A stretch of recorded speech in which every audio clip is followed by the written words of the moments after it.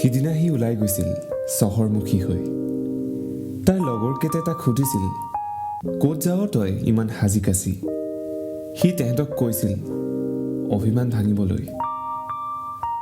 তাইৰ অভিমানৰ মূল্য বুজি চহৰৰ কোনোবা এখন ফুলৰ দোকানত সি প্ৰেমৰ দৰদাম কৰিছিল।